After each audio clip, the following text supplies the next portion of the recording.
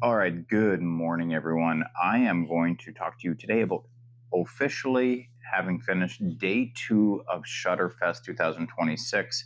And I am about to tell you that I had a massive revelation and mind shift change about the classes here at Shutterfest.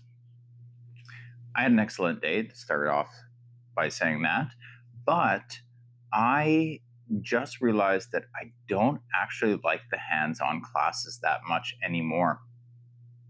I went to a live demonstration class right at the start of the day, and it was outside. It was a little cool out, but it was not supposed to be a shooting class. And then the teacher actually turned it into a shooting class. She explained some cool lighting effects with senior photography, dance photography, sports photography. And I thought it was excellent. I thought she did a really good job of explaining the class. And then she opened it up to shooting the models and shooting with her stuff. And I just really kind of didn't really care to take the same photo as everybody else or get into the kind of like the lineup or the cattle trough of shooting the same model, doing the exact same thing over and over and over again. Once I found out like what the lighting setup was and how she did it and how she approached it, I found that I was just kind of like learning better just by listening to her than actually making sure that I got a picture of the model doing her setup. So I didn't shoot this one dancer and I didn't shoot the basketball player. And I was really okay with that. I was actually kind of relieved that I didn't feel like I needed to get those photos. Then I went to a posing teenager class by Tyler and Kobe, and they're a husband and wife duo. And I just thought their class was excellent. They had great personalities. They showed with a couple of models pretty much everything they do in terms of posing and just making their models feel comfortable. And it was a packed class in a small space. And then they said, okay, well, now we can start shooting. And I really just didn't feel like I needed to. I took everything I needed to from the class, from their instruction, and I said, I thanked them personally and just said, thank you for the class. I don't need to shoot. And I left.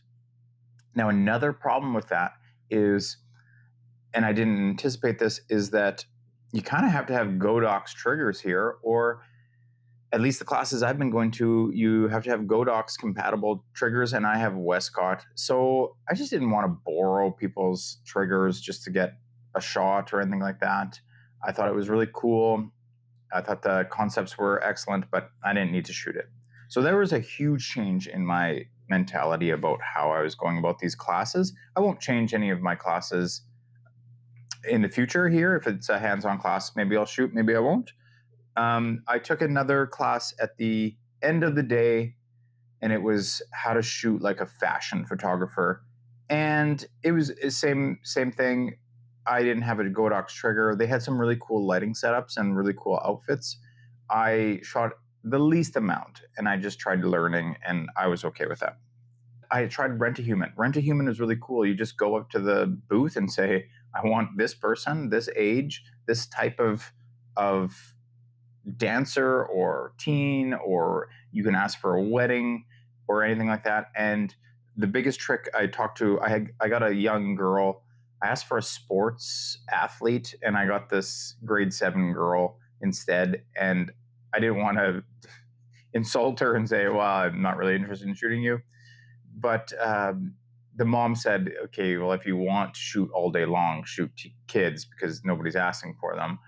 And I'm pretty sure like all the boudoir girls or all the really interesting couture type models are going to get taken up quite quickly. So it just depends on kind of what you're looking for. But it's an excellent program. I really enjoyed it. And of course, I had 2 excellent shoots from there. I had 3 excellent shoots in the evening. We went to a different part of the aquarium. We went to the koi pond outside. It was awesome. I don't need to say anything more about that. That was really awesome. And yeah, I just things that I've learned is like go to the bays. I went to the Nan Light bays. They have a boudoir bay and they have just like a regular bay. So I got to test constant lighting and just see what the backdrops materials are like and how they photograph. And they photograph great. So I was really quite happy that I was able to test those out without having to purchase it.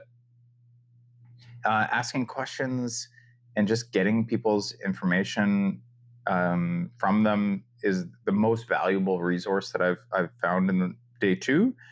And then I did go to one class called How to Photograph Children with Special Needs, and it was a woman who she takes.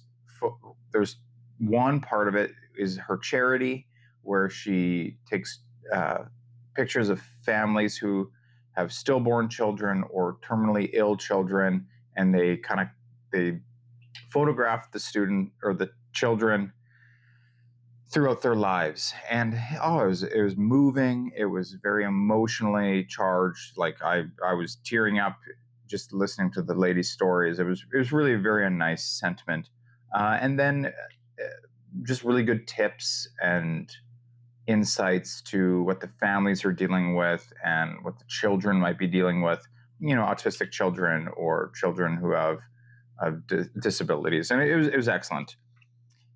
And that's pretty much it for day two. Like I said, a massive mind shift, but it was excellent. My name is Chris Hartman. I'm a Regina, Saskatchewan-based photographer. This is my first Shutterfest, and it's been excellent so far. I'm off to day 3 right now. I'll check in with you tomorrow. Have a great day.